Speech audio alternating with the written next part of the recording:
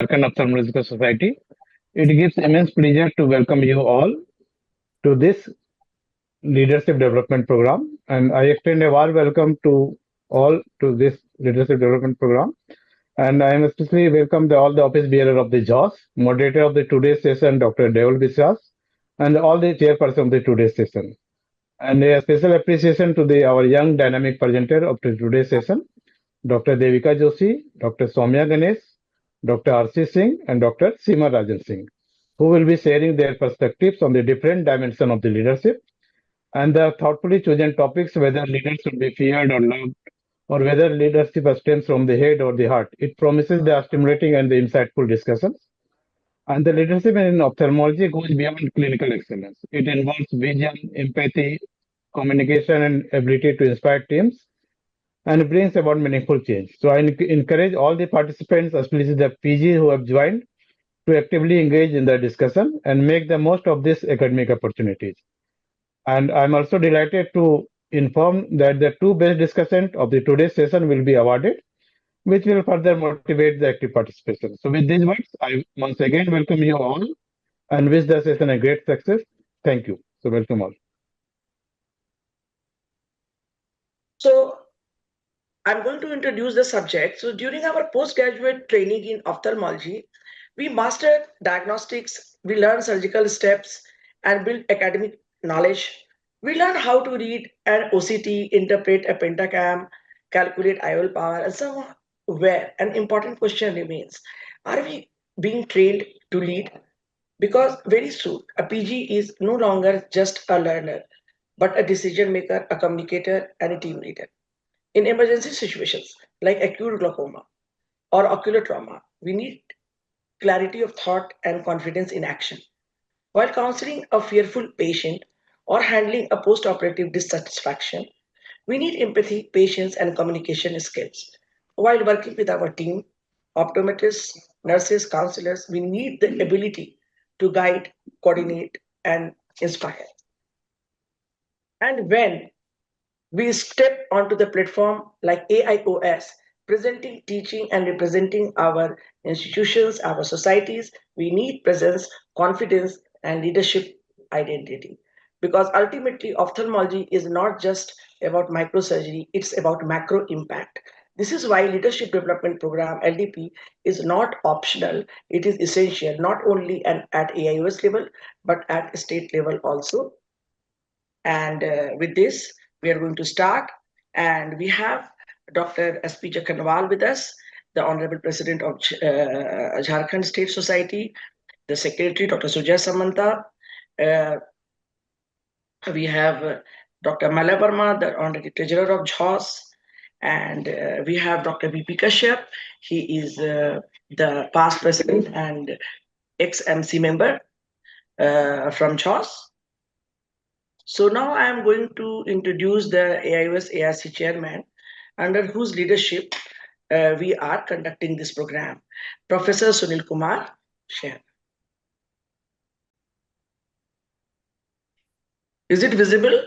Visible. Yeah, it's visible now. Yes. He's professor at HOD, Rio Rims, Ranchi, Jharkhand.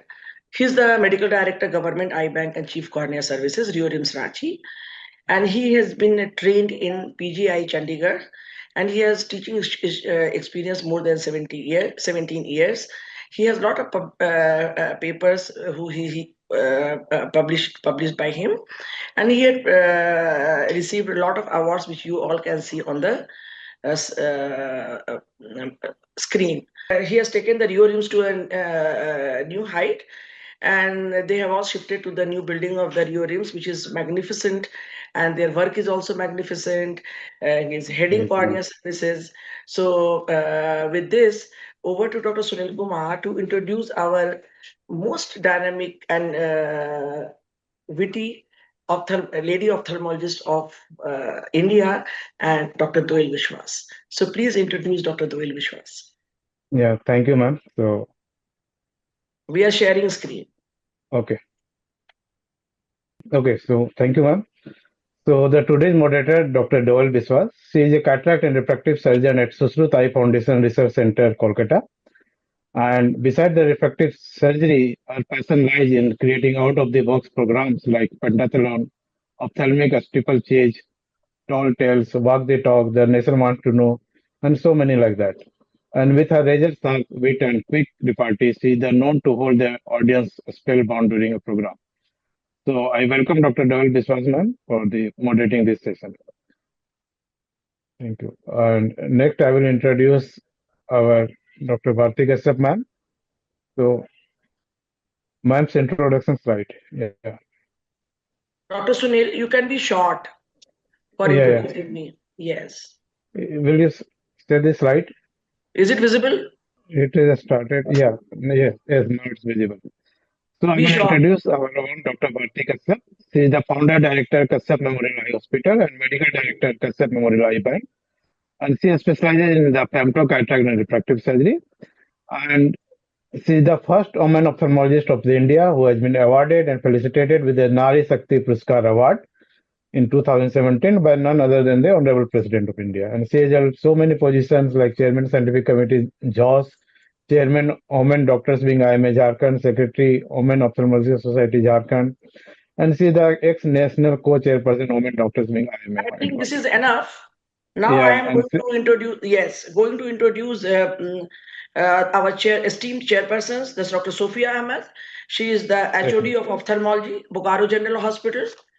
Dr. Bharti Sharma, she is the HOD of Ophthalmology, Tata Main Hospital, Jamshedpur. Dr. Seema Kumari, she is the senior faculty of MGM Medical College and Hospital, Jamshedpur. Dr. Nidhi Gatkar is the head of the cornea services, Kashyap Memorial Eye Hospital. Dr. Anindya Anuradha is HOD of Bhagwan Mahavir Manipal Hospital, Ranchi.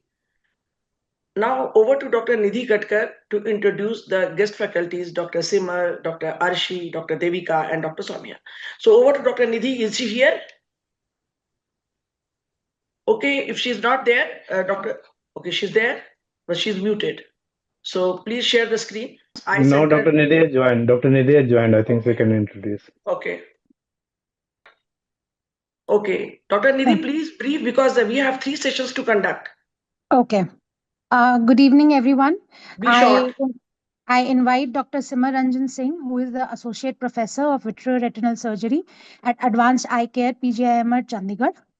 He has done his Master of Surgery with a silver medal from PGI Chandigarh and has also done a fellowship in vitreoretinal surgery. He has been awarded the Professor Nam Perumal Swamy Young Researcher Award and Oration in 2025 by VRSI. He has also been awarded the NIH Award by the National Eye Institute USA for his work in pediatric retina at the Advances in Pediatric Retina 2023 meeting in California. He has been awarded the E.T. Selvam Award and the Hanumant Reddy Award, Professor I.S. Jain Memorial Silver Medal. He has been the winner of the AIOS quiz. He has also been awarded the Best Postgraduate Thesis Award from AIOS in 2017 and has over 110 index publications and several faculty talks to his name in the field of pediatric retina and vitreoretinal surgery. Dr. Welcome, Dr. Nidhi. Simaranjan. Okay. Yes, Dr. Simar, you can start your talk. In the meantime, I request Dr. Nidhi to be a little brief for the introduction because we have to listen to Dr. Doyle also and we have to finish the session on time also. yes, So, please. Dr. Simar, over to you for your presentation. Thank you, ma'am. So Mr. this is going Leadership to be a Talk. debate. This is going to be a Yes. debate, right, ma'am? Yes. 3 minutes. So probably you can introduce the other speaker also, ma'am, so that we can give the talks back to back. Yes. That's what I was planning. Dr. Nidhi, please back to Okay, back karo. And right. Our next speaker is Dr. Arshi Singh, who is the Assistant Professor, Glaucoma Services at Guru Nanak Eye Center at MAMC, New Delhi.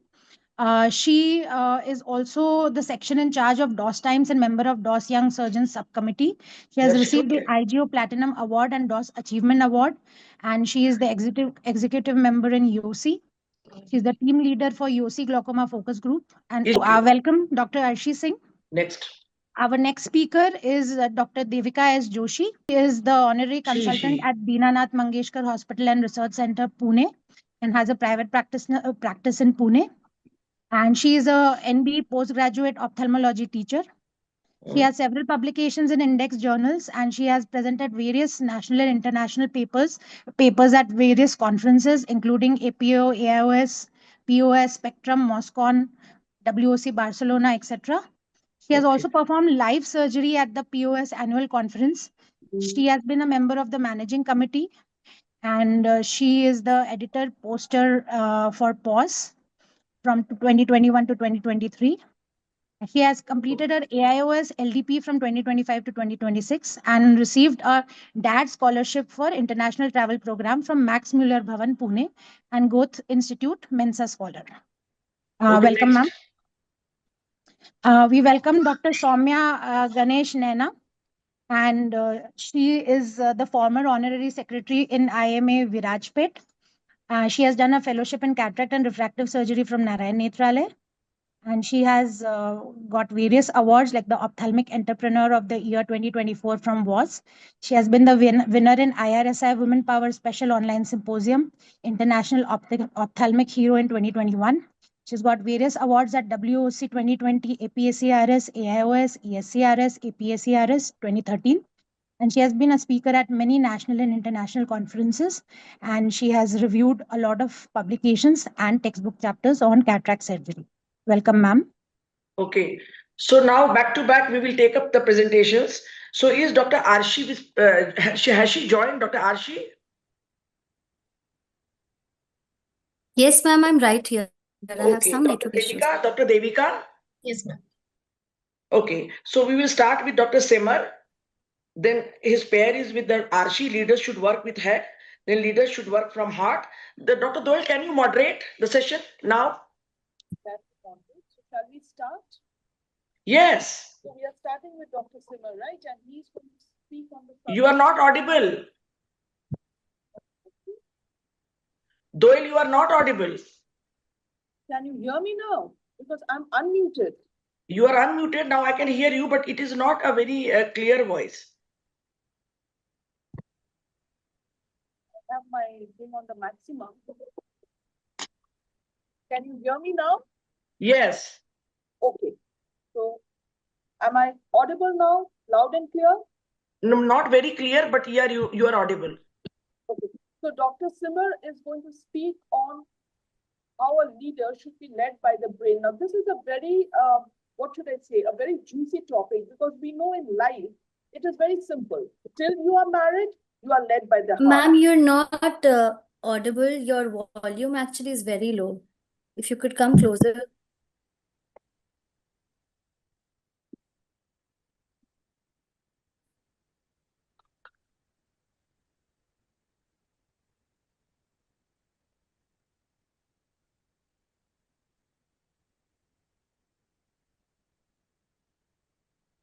Can you hear me now? Yes, I can hear you. You are audible, very loud now. So, as I was saying, that in life, it is very easy to know when you're led by the heart and when you're led by the head. Till you're married, you're led by the heart. The heart takes all the decision. Once you are married, the brain takes over, the heart is given a rest, and you are led by the brain, and that's when you realize what a mammoth mistake you have made. But when it comes to leadership, it's really difficult to decide when you should be led by the heart, when you should be led by the head. So Dr. Simar will throw more light on that. Perhaps at the end of it, we will know exactly when the head or when the heart. Dr. Simar, all over. Thank you so much, ma'am. I hope I am audible and my screen is visible right now. So I'm going to try and make a case for brain-led decisions in healthcare leadership. So I would like to point out here what we are talking about is actually decisions for your organization as a leader, and not particularly patient-related decisions as the physician for the patient. So if you look at that, yes, compassion is really important as doctors, and thinking with the heart is really important, and we are trained with compassion to deal with the patients. But the motion before today us is not whether compassion matters. It definitely does. There is no doubt on that. The question is how the leader in a healthcare system should make decisions while taking into care his organization and the society. So strong leadership in healthcare, why the head over heart? The leadership requires objectivity. You can't let emotions drive your decisions. You need evidence based, just like we have evidence based medicine. Your decisions need to be evidence-based. You need to have protocols. You cannot be there for the organization at all times. If you have certain protocols in place which are based on evidence, they can be implemented even when you are not right there present all the time. But if your emotions are guiding those decisions are going to be different every time. So you need to have some objectivity in your decisions. And then again, healthcare resources are limited for us, especially in a country like India.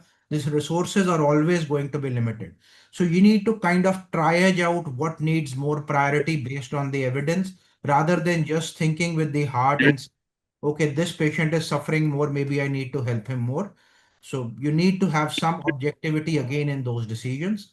Leaders also must think long term. You need to have a plan in place for 5 years, 10 years, where you see your organization to be. Immediately, a single patient suffering, thinking with your heart may not be the best decision for that.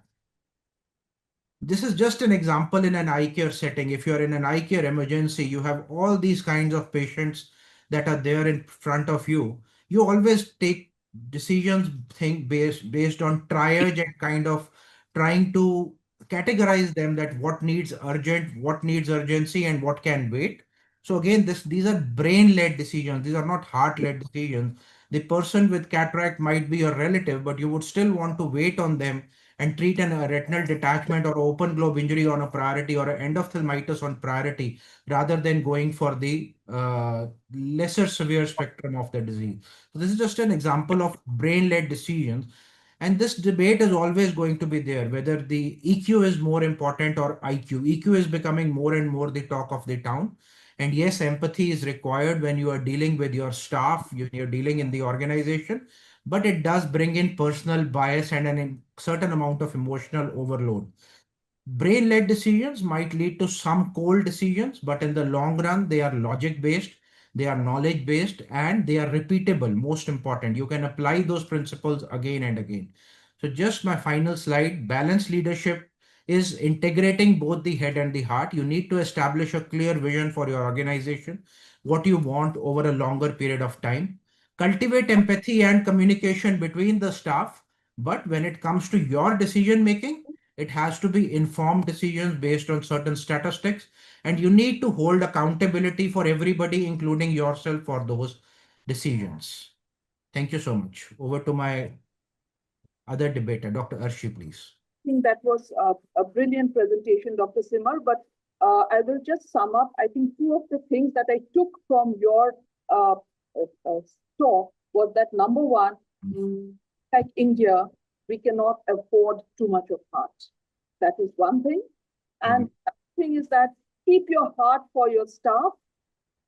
When it comes to your, it's more of the head. And I would also like to make one observation that in everything that you have said, do we see a sort of a male, tendency that males have less of a heart as compared to a woman? Well, let's go to Arshi and let's see what she has to say about this. Arshi.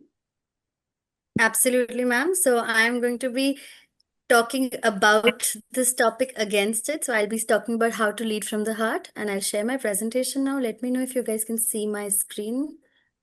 Is my full screen mode visible now? Yes, absolutely. You can see it. Absolutely. Yeah, So Dr. Simar just talked about the fact that leaders should work from the heart. And I'm going to discuss, from the head. And I'm going to discuss about why the heart actually builds people and the head builds the systems. We're not going to be talking about ophthalmologists and how they should function. We're going to be talking about how ophthalmological leaders should function. So that's where the difference lies. Why does the heart matter?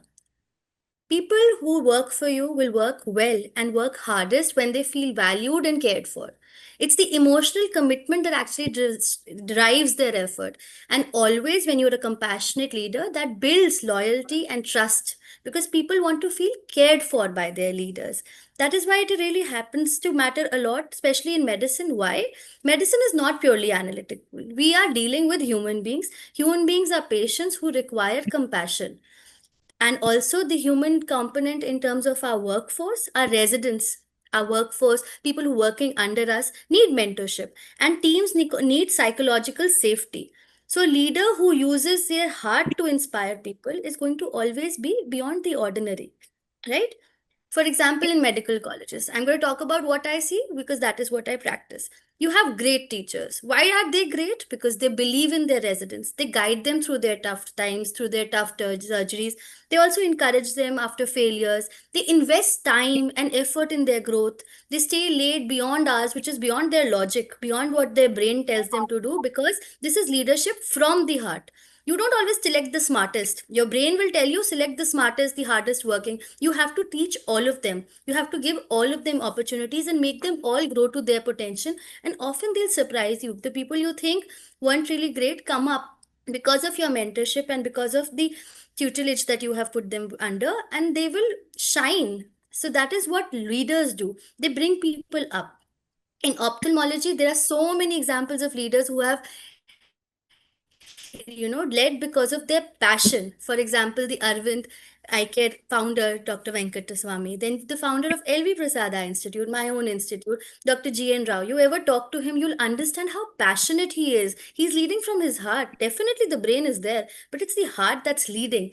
Then again, Dr. L.P. Agrawal, the one who was the mentor for most of them, most of the AIS leaders, they all are leading because of their passion and from their heart. That is where it all starts. And there are people who changed the world. You all know these names because they are so famous. Nelson Mandela, Mahatma Gandhi, Mother Teresa. What do you hear about them? Were they the smartest leaders? Were they famous because of their IQ? No, they were not Einsteins. They are people who have been known because of the way they chose peace, moral courage, reconciliation, service, and love over everything else. And this is why they became people who actually changed the way world functioned. Again, let's not talk about just about past examples. Let's talk about evidence. Evidence also shows that because of leadership results, employees give their best to leaders who care. Emotional connection increases performance. So this has been studied by multiple studies. This is just one of the books that actually talks about this because it teaches leaders how they should work. And that's how I also have been trying in my journey, because I'm passionate about my branch, about teaching. So this is something that I started. This is our WhatsApp group. We are taking a lot of initiative for teaching our residents as well. And also teaching in a medical college means that I get to interact a lot with the young ones and understand why a lot of times teaching from your heart and leading from your heart makes all the difference. So, dil se re, do what your head tells you, but ultimately lead because of where your heart is telling you to go. So the head manages the system, but the heart inspires the people. Yes. Thank you so much for your patient listening.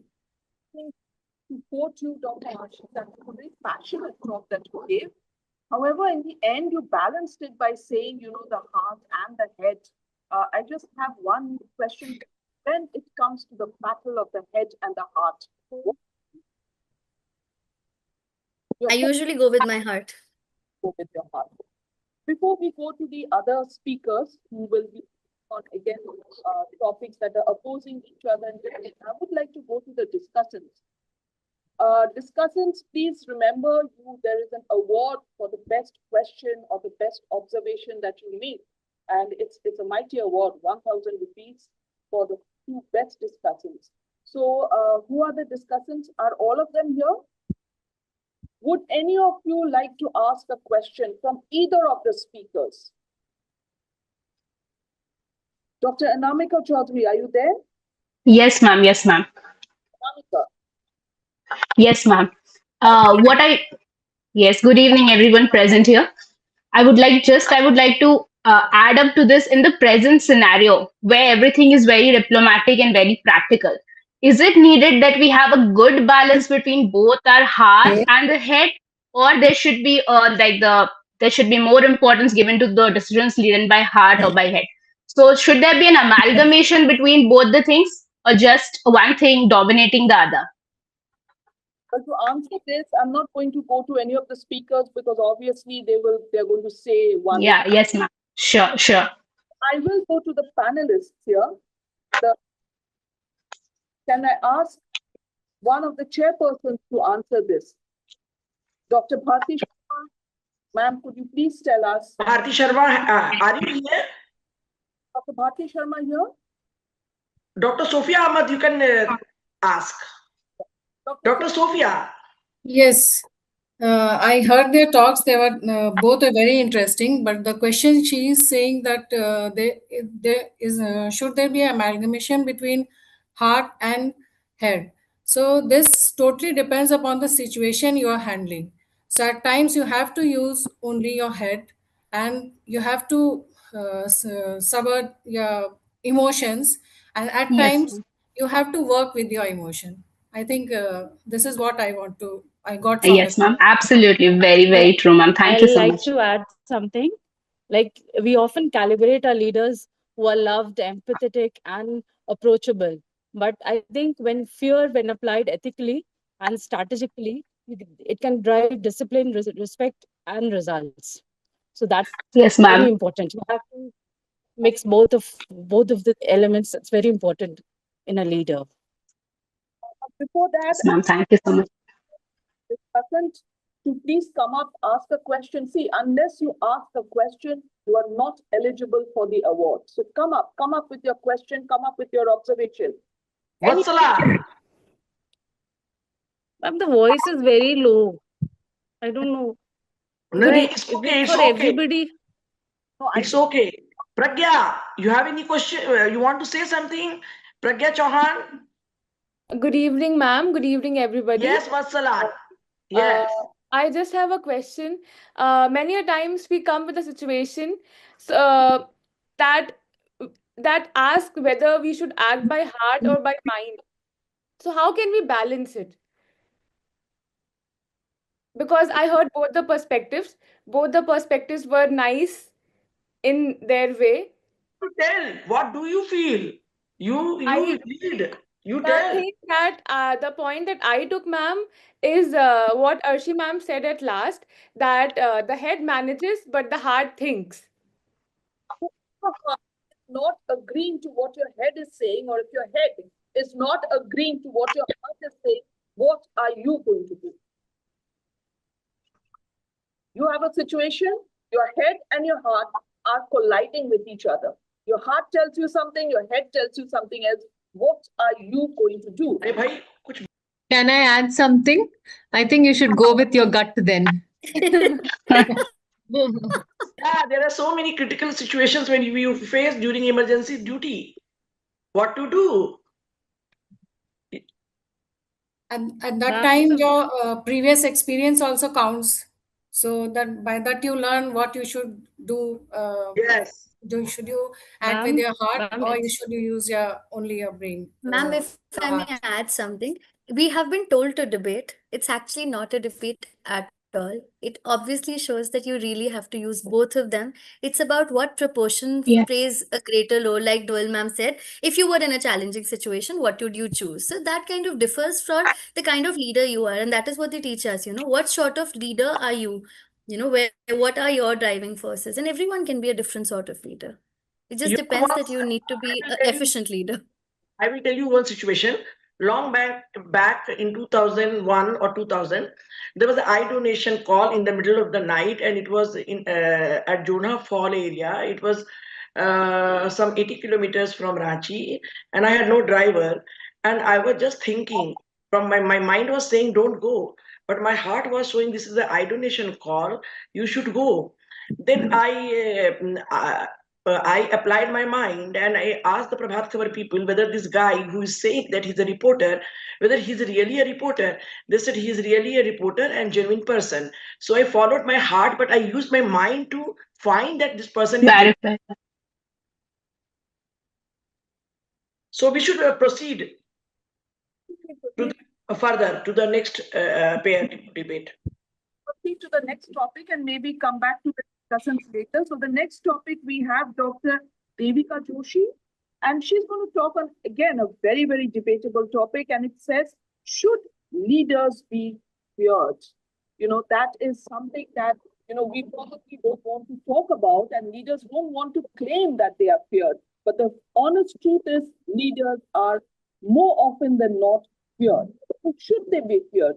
Does a little amount of fear actually help in leadership? And we have Dr. Devika speaking on it. Yes. Shall I start? My screen is visible, I hope. I thank Jharkhand Ophthalmological Society and Bharti ma'am for this opportunity. Should a leader be feared? So recently I read a book called Porus, which is a trilogy. It's up on how King Purushottam defended India against invasions by Alexander. And in that, this is a old picture depicting King Philip II being assassinated by his own bodyguard. So he was a very democratic leader. He was friendly with his neighbors. He had many collaborations, but he was brutally murdered by his own bodyguard. And at that point, Alexander took reign from his hand, much to the distrust of all the generals and the common public. And he was then perceived as a boy prince. So he exalted a lot of fear. He exterminated people who were coming in his way, and he started by attacking Persia from the port of Halicarnassus. So those who didn't support him were exterminated, and that is how he became a leader, by initially exalting fear amongst all the people. So these were very different leadership styles. I mean, his father and Alexander. So in recent years, we have a very loved leader now, but in his initial years, he was very demanding, very intense. He was feared, but that's what took Apple to the height that it is today. So initially, when we are also learning, especially during residency, we fear our teachers, our HODs, because we'll have some punishment. But I think ultimately it's because we need to be good surgeons, good doctors, that they exalt fear in the initial few days. So there are many affirmatives to this. There is more reliability over emotion. There's a dread of punishment. It increases the efficiency and discipline. And if a leader is hated for the correct reasons, then ultimately the goal is achieved by the team. So like in Chak De India, there's a dialogue by Shah Rukh Khan that her team में एक ही villain होता है और वो मैं हूँ. So that ultimately resulted in a very cohesive team, and they could achieve their own goal and be happy about it. So usually what it is very effective in crisis or emergencies. And in some management terms, they say 20% fear is what keeps the team on its toes, and it discourages laxity, and it gives consistent standards, and it reduces favoritism.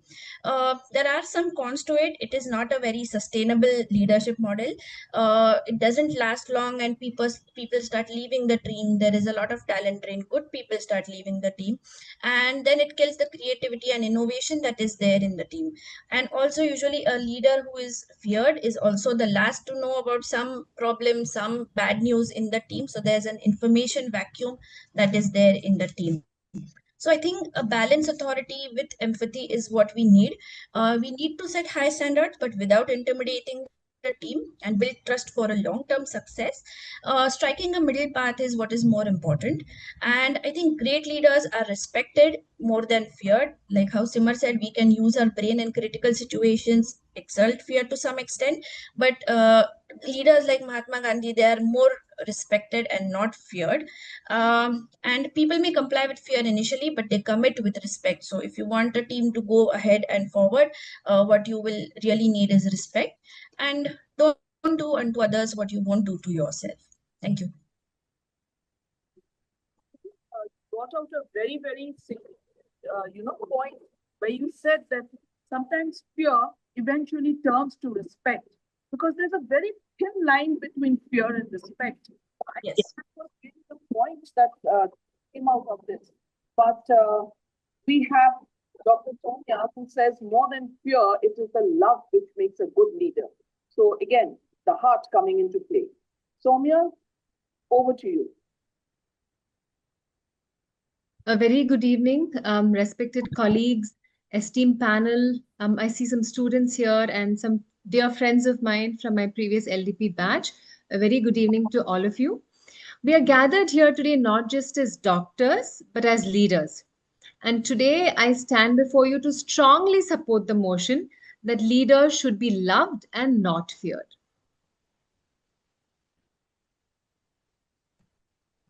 Just give me a minute, my slide isn't moving.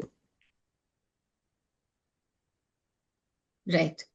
So Niccolo Machiavelli in The Prince famously posed the question of whether it is better to be loved or feared as a leader. He suggested that fear may be more reliable, but that was the politics of the 16th century kingdoms. We practice medicine in the 21st century, a profession built not on control, but on trust. In ophthalmology, leadership is not about authority alone. It's about vision, quite literally and metaphorically. A leader who is feared may command compliance, but a leader who is loved inspires commitment. When a surgical team fears the head of the department, they may follow instructions precisely, but may hesitate to speak up. And in our field, hesitation can cost vision. In contrast, when a head is respected and loved, the operating room becomes a space of psychological safety. Questions are encouraged, complications are discussed openly, and outcomes improve. We all know of the work of Atul Gawande, who emphasized that high performing medical teams thrive not because of rigid hierarchy, but because of open communication. Leadership in healthcare extends beyond our teams to our patients. A feared leader may run an efficient clinic, but a loved leader builds a healing environment. Some may argue that fear ensures discipline, but discipline rooted in fear is fragile. The moment the leader leaves the room, standards slip. Discipline rooted in admiration and shared purpose is self sustaining. Think about it. In medicine, the mentors we remember most are not the ones who terrified us in ward rounds. We remember the ones who corrected us firmly but kindly. The ones who made us believe we could be better surgeons than we ever imagined. Love in leadership does not mean weakness. It does not mean lack of standards, and it definitely does not mean avoiding accountability. A loved leader can still be decisive. A loved leader can still demand excellence. A loved leader can still take tough calls. Let me leave you with this thought. A leader who is feared may be obeyed in their presence, but a leader who is loved is followed even in their absence. As ophthalmologists, we restore sight. As leaders, we provide vision.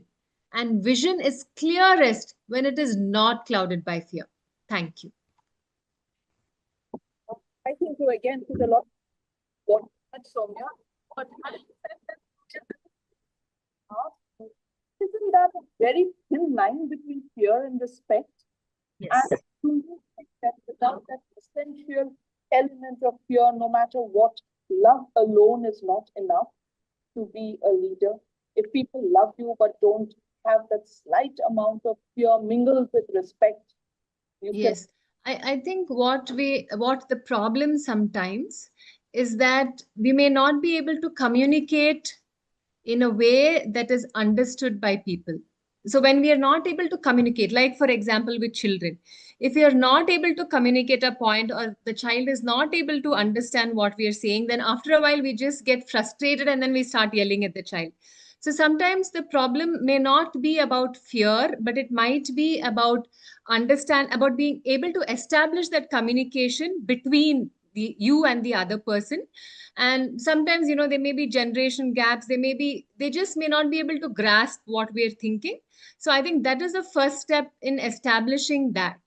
And we always come from a position of more understanding as we become seniors, more understanding, more knowledge. So they will look up to them. They will look up to their professors or leaders or seniors as long as they know that they are being understood as well. Now, both of you, I have a reputation. Can't hear me? Can you hear me now? Yes. Yes, I can hear you. So both of you, I have a reputation to uphold. Okay, I am known for being a brat. So I'm going to put both of you on the spot and ask you a question, which I want you to answer honestly. Name one leader in the AIOS who is feared. Go on. Name one leader. So I could not hear you. Dr. Bharati Kashyap, because she always knows what she wants and she won't take no for an answer. So I would say it's both inspiring and I don't think you want to mess with Dr. Bharati Kashyap. I think you want to be careful about, what you say to her and meet her expectations. Get to soccer. Your statement is just one thing. The one leader in AIOS who is feared is Dr. Bharati Kashyap. Period. Oh my God. Oh my God. Oh my God. Can you tell tell us one leader in maybe the AIOS midterm discussion in the WhatsApp group has affected her. That's why she's the Nari Shakti Award winner, right? Yeah, I know, seriously. Another leader, please, from the person who spoke on fear being an essential commodity for leadership. I want you to name one leader in the AIOC who is feared. AIOS, rather. It's a very difficult question, honestly. You have to say. I don't think there is. Namrata Sharma. Dr. Bharti, that was no, honestly, I think none of the leaders are very fearful. I mean, Namrata Sharma. If we say none of the leaders are to be feared, although I'm contradicting myself, saying that we do not have good leaders, because you said that a good leader has to be feared. So when yes. So AIOS are to be feared, are in essence saying that the AIOS does not have any good leaders. Do you agree with me? So I think, I mean, we are speaking about leaders, but in context of fear, it is important to fear the consequences of wrong actions. Correct. But I think it is correct. You are so right. You are so right. Your name, Devika. You are so right that the leadership is that you can evoke that sense of fear in the other party, that the consequences of your wrong step is going to cost you dearly. You are right. Very nicely you put it up. Because another thing, the one leader who is very affectionate, but he is a leader. I can tell you, I have personal experience. One leader who leads, but he's in through a very affectionate way. That is a Dr. Mohan Rajan. Yes, because I have seen him at so many situations. But Dr. Devika, she has really expressed in a very nice way. A good leader should create that feeling that if you are doing something wrong, you should be aware of the consequences. Right.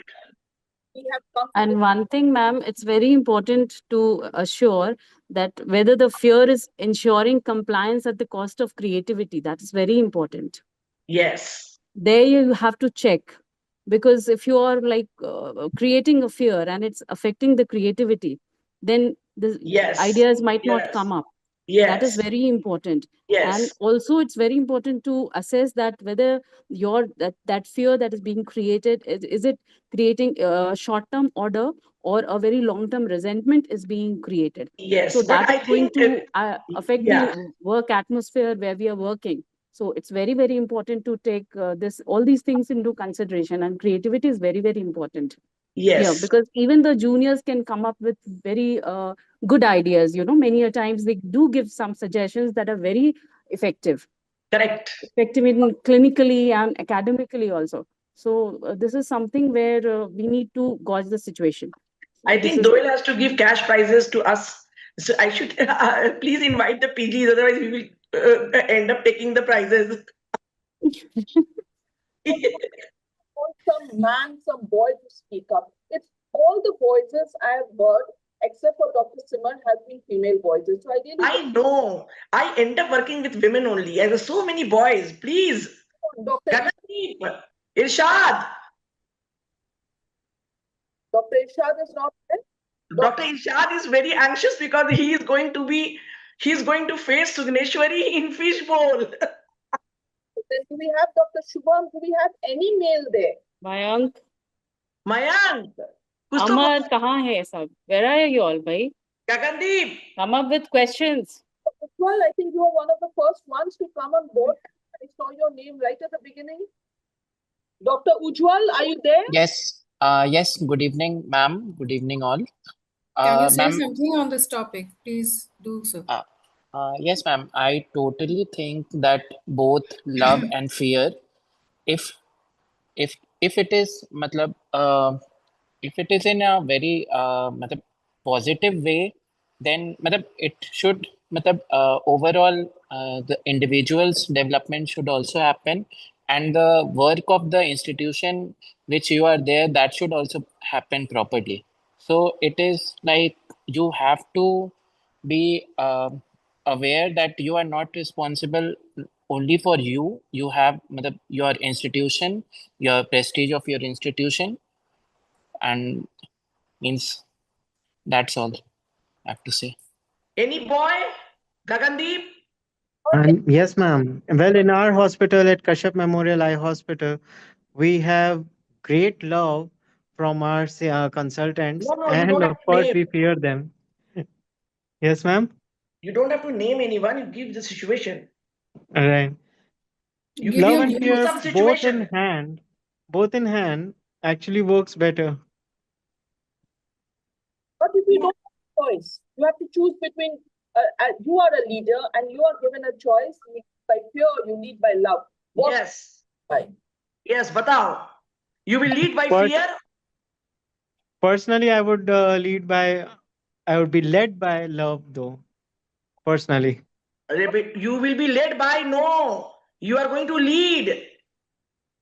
Well, if I am to lead, then I think love would be a better part. Why? Since fear withers away. After a while, the staff stops fearing you. The staff would rather be in contempt rather than actually be be productive. And love would actually keep on building it on. If you care for your staff, if you care for everybody, then actually it builds up. Even when you are not there in the hospital, even if you're not there any at your place of command, that love will actually keep people going on. That's what my opinion is about the matter. Okay, anyone else? Any other? Uh, Good evening, everybody. I want to add something to it.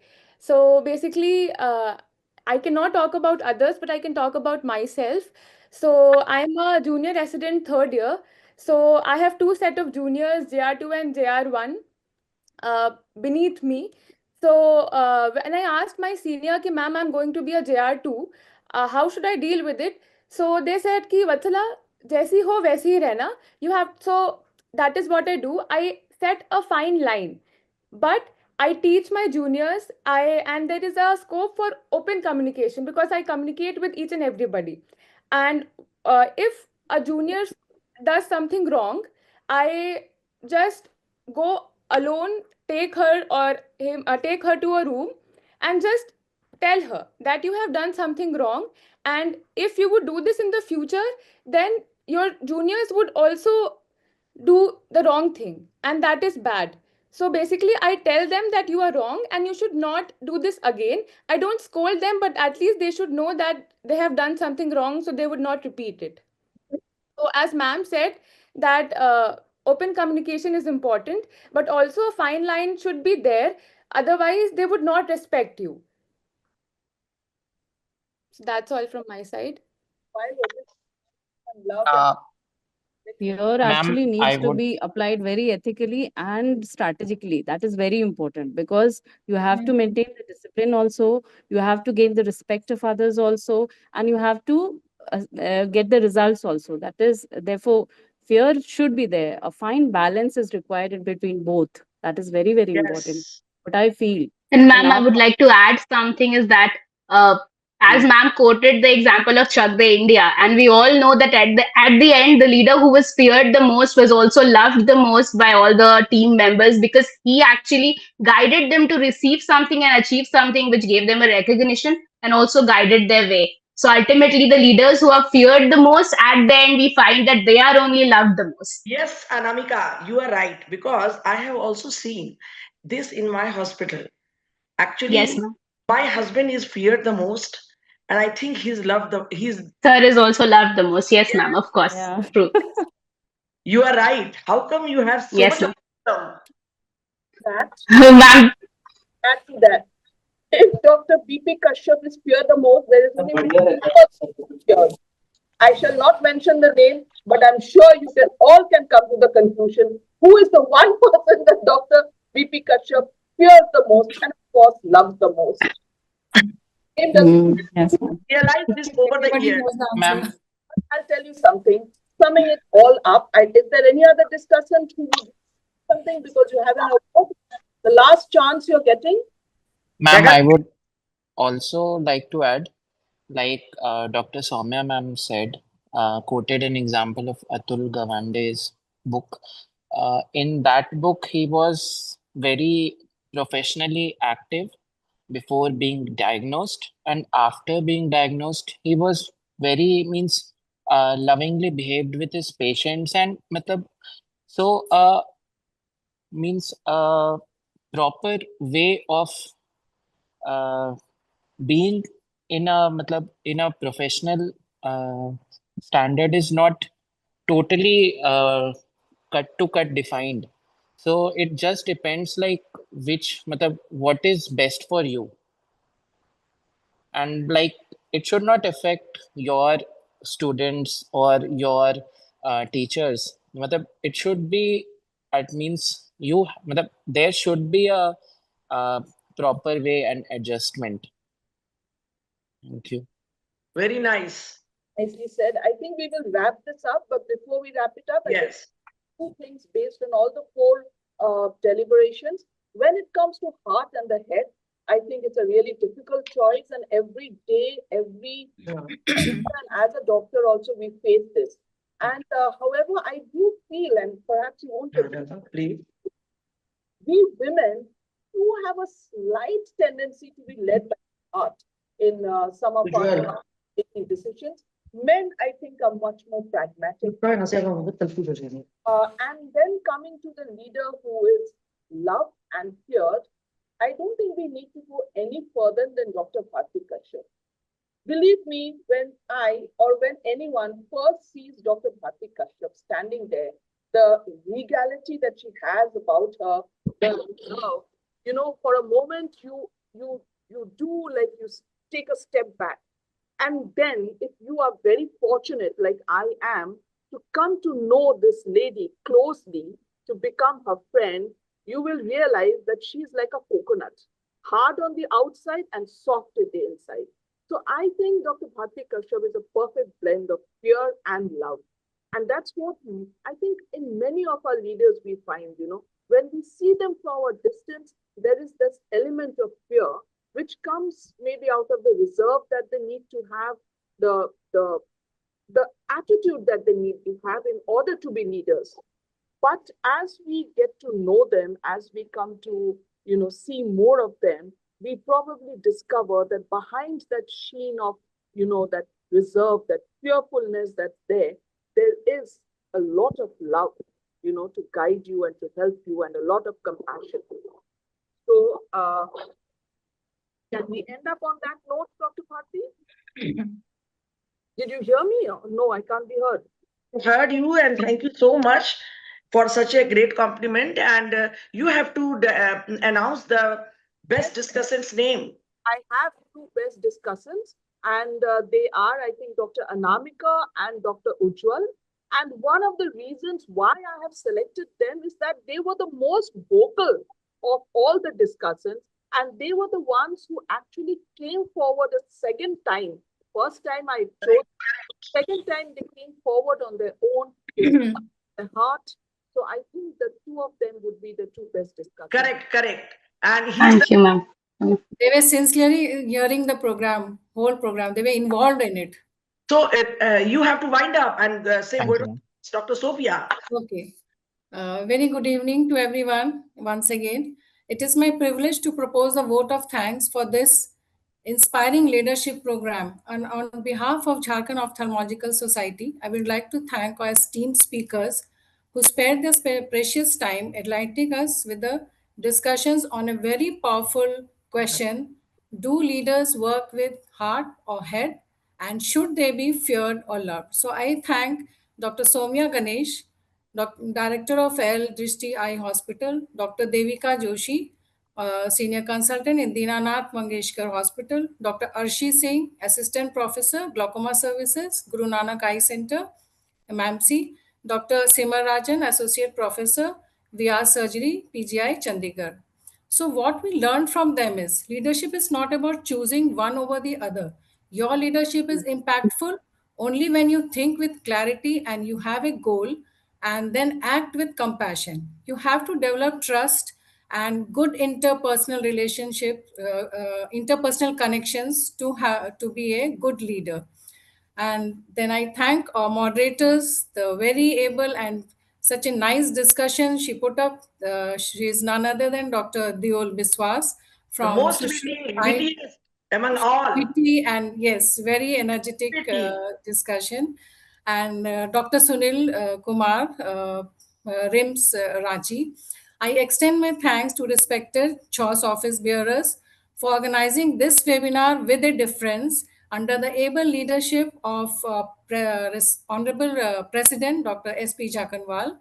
And we especially appreciate the untiring effort of a chairperson, scientific committee, the very dynamic Dr. Bharti Kashyap and a team. And we appreciate the initiative taken by Dr. Sunil Kumar, chairperson, ARC JHOS. I thank all the students and colleagues who have joined this webinar to make this more meaningful. In the end, on behalf of all the members present here, we thank the entire Entot Pharmaceuticals for their complete coverage and support with the audiovisual. Thank you. Thank you so much. And I wish if Doyle can be with us during the fishball session, because this is we are doing its first time. We'd love to have her there. Yeah.